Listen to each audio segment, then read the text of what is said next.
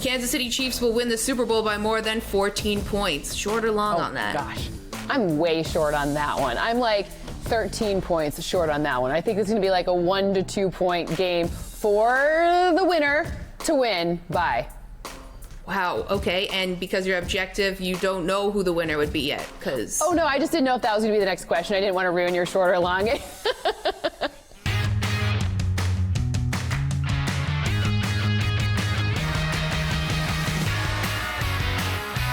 Hey guys, welcome on into Drinks with Binks. I'm Julie Stewart-Binks, and we are just days away from the Super Bowl in Tampa Bay, a place that this show probably would have been broadcasting from, and by probably, I mean, of course. Do you see that telly over there? How do you think we got that?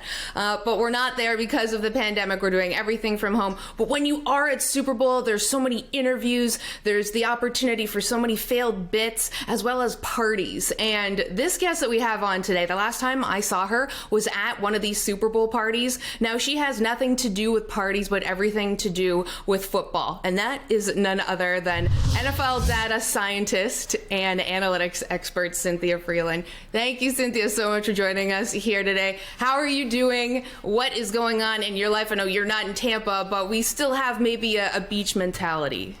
Yes, I mean, I do live at the beach. I live where you used to live. Unfortunately, you're not still here. Otherwise, we could do this somehow socially distanced. But I am on the beach, just a different beach. I would love to be in Tampa Bay. But alas, next year when the Super Bowl is here in LA, you can come and we'll go do lots of fun partying. You can do the bits. I don't even pretend to even get close to being funny. So I'll watch your bits. It'll be great. It'll be awesome. Well, my bits aren't funny either, so we have that in common. But we are going to be drinking and toasting to something today. What are we drinking today? So I'm going with the Marg. See, this one, it's an interesting color. I try to do like the support local businesses stuff. So this is, do you remember Playa Provisions? It was a great restaurant out here. Of course. They do like these ones in a can, and they're so good. I don't know what makes it this lovely color, but it is like the best Marg you can get in a can. I love that. I used to bike to Playa Provisions, then get drunk and try to bike home, which is not, I do not recommend.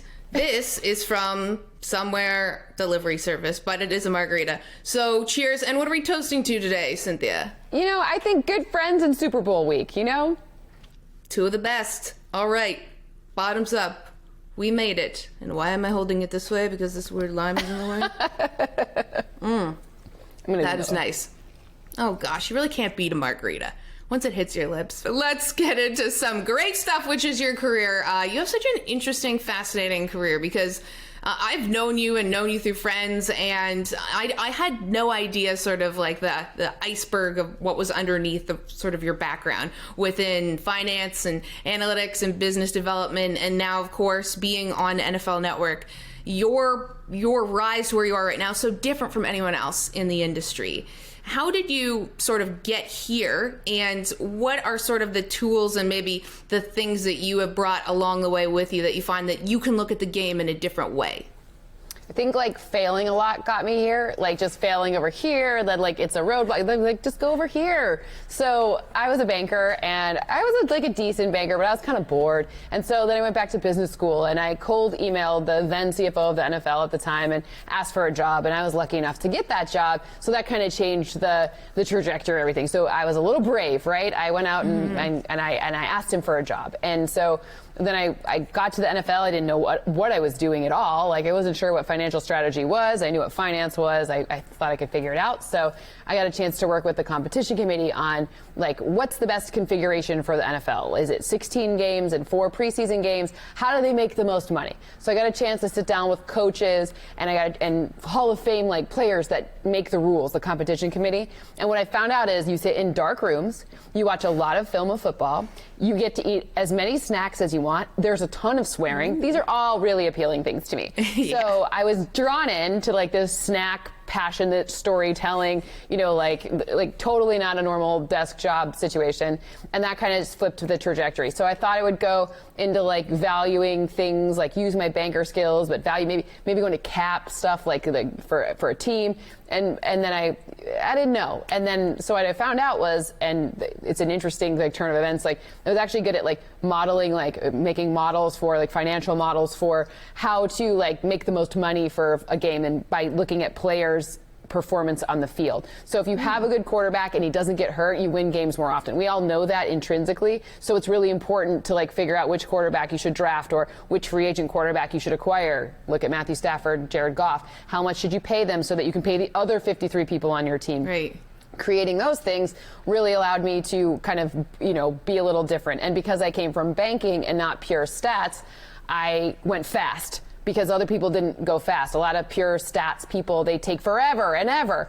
And I was like, we need to act like an action item right now. So then when I was finishing my MBA, I focused on like how to use the banker thing to value things that weren't normal banking things, like investments. And then I added data science to it because if I could code just well enough, I could hack it and it could go really fast. So it was nothing like, I'm not good at any of them, I'm just fast.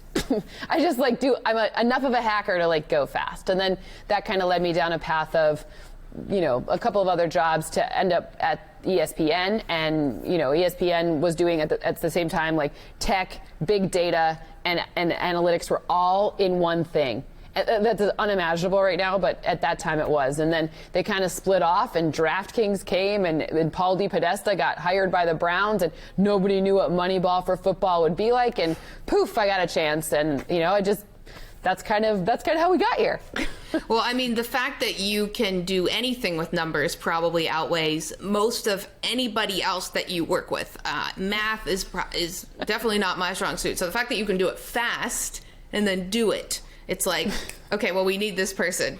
So that's like a huge advantage that you have in this point right now. And I find it interesting, you mentioned the numbers and Stafford and I'm like that gif of that woman with the numbers as you're talking about your career just going by. But the fact that this does lend itself so well to gambling. So have you mentioned DraftKings. Like, in what way then have you really, I guess, thrived at sort of the gambling side of the game? So it's all interconnected, right? So the good part is when you write code, model, all that, it's all probabilities. So you start to be unbiased. The same things that are good for helping players pick, or coaches pick players, or teams pick players, is you kind of know, like I'm 5'6", I'm never dunking a basketball. Some things are physically impossible. The probabilities of other things are lower or higher depending on a certain set of subsets of information, right? So the whole thing, the same thing that a sports book uses to create a line for a game, it's actually all interconnected. It's the same thing that you use to, figure out if a player is going to be good or bad or whatever. They're all the same things. It's just how you look at it and what you use it for. So the NFL, we don't formally recognize gambling. Don't know what that means. Not yet. Maybe someday. Yeah. But at the end of the day, you can use it all the same way. Right, so it's probabilities, this word that you use, probabilities, is that you tweeted about the Lions, this deal, the Jared Goff, Matthew Stafford picks, blah, blah, blah, this stuff, not being good for the Lions. You just mentioned that analytics, numbers, all that jazz is objective. Why is it bad for the Lions? In my opinion, well, I will, full disclosure, I am a Lions fan. There's a picture of Barry Sanders right here. It's like you must suffer if you're a Detroit fan. That's like par for the course. But the reason it's bad, there's two reasons it's bad. Number one, Jared Goff's contract comes with a bunch of constraints that make it really hard to navigate the rest of your cap. When you have legitimately 50 to 53 problems on your team to solve, like, why are you adding something that's so hard to overcome? Like that number, this year the cap will not be going up the way we've seen it go up every single year prior. So you're adding like a very complicated cap situation to something that it's already going to be very complicated. There's a new head coach, a new GM, a new system, a new owner. Sheila Ford passed it down to her daughter. Martha Ford, Firestone Ford, passed it down to her daughter Sheila. It's happened in the past year. So it's like every variable imaginable. Then you add this really tricky, expensive contract. And by the way, this is going to be the worst season ever in terms of draft picks hitting, because we don't know anything about these players. We barely had a college season. We had an odd situation coming up for the combine and measuring any player players. Like, are you, if let's say at best a draft pick is 40%, teams hit 40% of the time on draft picks, like this season, that number could be considerably lower. So you don't really want, like, why are you adding so many levels of confusion to something when your brand new team with a coach who talks about biting kneecaps and like crazy stuff? Like, why are you like, let's make it as hard as possible, shake it up a little bit, and poof, let's go even more. Right. It doesn't seem like he's much of a numbers guy if biting kneecaps is sort of the strategy at this point. Who knows? Maybe it might work. Don't think so. Actually, could work. Okay, well, we want to get a bit smarter with Cynthia, but we got to take a quick break on Drinks with Binks. Don't go anywhere. We are sipping on some margaritas. We'll be back after this.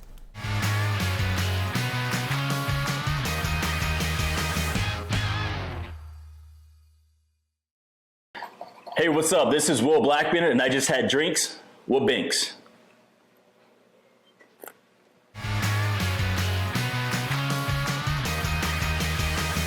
Welcome back to Drinks with Binks. I'm Julie Stewart-Binks. I'm so thrilled to be able to be joined by NFL data scientist Cynthia Frelund from LA. And we were just discussing the NFL Combine being a bit precarious this season because it is not in person and so many things are going to be affected by it. But I want to, before I get into some other wonderful things you've done with your career, what's one stat that you think has been most significantly affected by the pandemic? I think that in the beginning of the season, the ability for defenses to be effective, like you saw the teams who have been playing together, the continuity, like that was a huge difference maker. Like the Steelers defense, who had a lot of the same players returning, they had a huge advantage, especially early in the season, because they were, defenses have to react to what they're seeing on offense. And the teams with more continuity this season, like the Chiefs, had tons of continuity. They were actually coming out of the gate a lot better than the other teams that didn't, right? It's pretty surprising that we actually have Tampa Bay in the Super Bowl because they didn't have that right off the bat. However, you do have Tom Brady with Rob Gronkowski, which is a lot of continuity. And then the defense, that Todd Bowles defense, they do have a lot of the same players, especially on their defensive front, that are coming back. So, it's that came back from last season. So I think the pandemic really favors teams that have played together before. They had a nice jump to a good start early, and that really helped solidify kind of who made the playoffs. Right, and teams that know how to manage the game on fourth down, too. That would probably help them at this point. Okay, let's get into the good stuff. I'm going to toast to you and what you have done for women in sports and tech. And last year, you held a draft, 32 different women from all different networks around the league. And it was really inspiring, but also very necessary. And I'm just curious, how do we get something like this to become regular programming? That's a great question. I think part of it is, I think maybe had the pandemic not happened, we would be a little closer to be doing something like that. I think we're going to try to do it this year. And so I'm going to put you on the spot right now and tell you that, if we do this, you're on. So I'm not asking. I'm cannot wait. Tell you. I will be up there with the kneecap biting in terms of who I am picking for my team. So that will be a lot of fun. Perfect. But I think it's keep going. The answer is keep going. And we did it last year without any sponsors. Like that actually was put on by, we did it. Like me and a couple of people did it. So it was tricky and everyone was so generous with their time. But this year it's about planning and keeping going forward. And we did it on Twitch, which was a different platform than some people are used to, which was great. Like making use of these alternative platforms in order to distribute content was really awesome. And you saw more go on Twitch during the regular season because it's owned by Amazon, so they have some rights, which is great. But at the end of the day, it's like, you just got to keep going and finding people like you who are crushing it to really partner with to. Yeah. She's like, I'm sorry. To truly. No, yes, I should have done that instead of looking at, is somebody else around here that you wanted to do that? But yes, you've done a great job with that. And I mean, you've been a part of two and more than two, but very male-dominated industries. And we had a woman, Megan Shaika, on this show. She owns a company, Stathletes. She's a hockey analytics expert. We discussed when she first walked into a room talking with an NHL team, they had preconceived notions about her or laughed at the idea of her coming in to present for the team. I'm curious, in what way have you found your presence around teams or presenting numbers or ideas to be similar or different from something like that? Yeah, so the good news for me in this was I got a chance to meet many of the coaches, because the NFL doesn't change very often. If you look, it's like they shuffle the deck and they just go to a different team, right? So I got a chance to meet many of the coaches when I was still working in the league office. So whatever they thought of me then, they're kind of like, oh, our little girl is now all grown up. Like, so it kind of turned into a little more of that, which is a different problem, right? Like, so the interesting part was to navigate using it to my advantage, right? Like when a man goes to present something, like, you don't know where the safety was supposed to go, and either does anyone who didn't call the play. Like, it's an outsider thing, not an insider thing, right? So I think trying to find those angles where you actually had an advantage, like using it to your advantage, be like, play 64. Like, what happened here? Oh, the linebacker, bad cut. Oh, got it. Okay. Like, asking the question and getting smarter with that has been helpful for me. You can imagine, I mean, you walk into a room, it's the same thing, right? Like, they think you don't know football. They think you don't know math. They think you're like gonna kind of make them laugh, or you actually might. Like, they don't expect me to make them laugh. I would have to laugh. I would have to make them laugh, and I wouldn't. So yes, but continue. But at the end of the day, it's like, you try to just stay with it and use your opportunities. It's funny because, and I'm sure you've experienced this, like, I feel often like I have to come with, like, be twice as good and half as many expectations of what to expect, from any of it, and also roll with it when some inevitably weird stuff happens, right? You just gotta kind of keep going. Yes, improv for sure. I know, you just come ready for battle. Like, okay, I know all these dudes here think I don't know anything. Like, I already know that. That's already now something I'm carrying with me, but I'm going to try to use it to make sure that I'm better than all of those dudes, because guess what? Time's up, bitches. And time is up on this segment, so we have to take a quick break here on Drinks with Binks. We are sipping on Margs with the NFL Network. Cynthia Frelund, don't go anywhere. Hey, it's Megan Chaika, and I just had Drinks with Binks.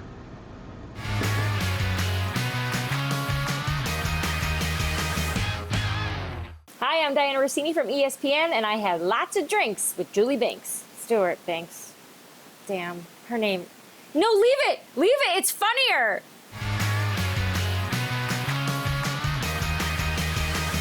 Hey guys, welcome back to Drinks with Binks. We've got Cynthia Frelund, NFL data scientist. I like saying that's with a margarita in my hand, because we are drinking and binking and about to play a game called What's Your Position? Let me take a sip of my drink first. Short or long? We're all obsessed with the stock market these days, and Cynthia knows it. She's also badass in finance, analysis, and football. So I'm going to say a statement, and she is either going to short it, she does not believe in it, nope, or she believes in it and is going to make it long. She's going to say, I'm long on it. She's the finance person, definitely not me. Okay, Patrick Mahomes throws over 4 touchdowns in the Super Bowl. Okay, so I'm short on this one, and not because I don't think he's going to be great in the Super Bowl, but remember, he's missing his left tackle, so they're going to need to run the ball a little bit more. This just means he's not going to have 4 passing touchdowns. This doesn't mean they aren't going to score 4 touchdowns. I just think some of them are going to happen on the ground. Ooh, okay, we will watch for that. As what about Tom Brady? He's 7-0, averaging 313.3 pass yards since losing to Mahomes in the regular season. Short or long on Brady having over 300 yards passing? Okay, so I think that I'm pretty close on this one, so I'm going to go with long because I like fun. I also have a really close game projected in this one, which means Tom Brady's going to have to be throwing late in the game because game script would dictate more passing yards for the 43-year-old. Ooh, okay, I love that close game, which then also gives me the answer to the next question I have. Kansas City Chiefs will win the Super Bowl by more than 14 points. Short or long on that? Gosh. I'm way short on that one. I'm like 13 points short on that one. I think it's going to be like a 1 to 2 point game for the winner to win by. Wow, okay, and because you're objective, you don't know who the winner would be yet, because... Oh, no, I just didn't know if that was going to be the next question. I didn't want to ruin your short or long. Okay, the next question here is, who will win the Super Bowl? Or the Kansas City Chiefs will win the Super Bowl? I'm going to go long on that one. Okay, I like that answer. But if you're asking me if Kansas City is going to win the Super Bowl by more than like 4 points, I'd go short on that one. So, okay, I love cheers, this. It's y'all. going to be exciting. Okay, Matthew Stafford leads the Rams to the NFC Championship next year. Short. They unfortunately now they have to pay other people. Their cap is still a little messy. So it's not that I don't think they're going to be good. I think they'll make the playoffs. NFC Championship game, that's a lofty goal. It is. And especially when you give up so many draft picks, you have to do something now or forever hold your peace. Deshaun Watson will be a Texan next season. Like capital letters, like big, bold, short. So where does Deshaun Watson objectively end up? Realistically, I think it's between Washington, Vegas, and Miami, and I would love to see him as a Dolphin. You would, but then are you now giving up on Tua and Fitzmagic too? Is obviously just trade them. No, trade them. I think Tua, I think Tua is great. I'm just saying, you get a chance to get a Deshaun Watson when you're Brian Flores, who, it's the second year they kind of overachieved this season based on this whole rebuild that they were going to do, right? So you kind of get it. Now you go get Deshaun Watson. Your O-line is garbage. He doesn't need a good O-line. He needs just better than what he's got in terms of receivers. So let's go with that. Upgrade the defensive front just a little bit because you've got great corners, and now the Dolphins are cooking with gas, and the Patriots are still going to be bad. So let's go. Why not? Yep, but the Bills will be there, so I mean, but we got 3 teams that make the wild card. There's 3 wild card teams. That's numbers for you right there, folks. One last one, most importantly, is Cynthia Frelund will be an NFL general manager someday. Let's short that and say president, because team presidents don't get fired as often, Julie. And I'm smarter than to be fired in 3-4 years. I want to stay around for a decade and just not get fired. Okay, so long on Cynthia Frelund being the president and owner. Let's throw that in there and sweeten the pot. Long. Okay, great. Cheers. All right, you got to come work for me then. Yes, this has been a lot of fun. Absolutely no insight on where you should put your money, but that doesn't matter because it doesn't really matter. Any day is a different day in the stock market. But for the Super Bowl, you know what you heard. Numbers never lie, which is probably going to have to be taken out as that is copyrighted. All right, that's we'll be back with a whole lot more on Drinks with Binks with Cynthia Frelund. Don't go anywhere. What's up, friends? Lauren Gardner, LG Red, your communist appliance friend. I had Drinks with Binks vegan eggnog. I'll tell you what, the content's a lot more entertaining than the drink.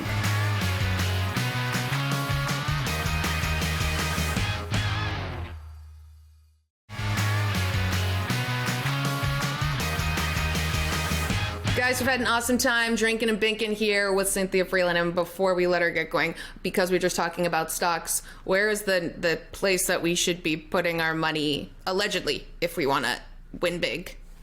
I mean, I'm all about the crypto life. So you could look at Bitcoin, you could look at Ethereum. These are things I'm all in on that. I think we've seen that the revolution has begun, right? Why not go beyond what's next? And I think what's next is probably in the crypto world. So that's where I'm looking pretty hard right now. It just sounds cool, crypto world. Okay, but Cynthia, we got the Super Bowl this week. Where can we find all of your stuff, and where are you next?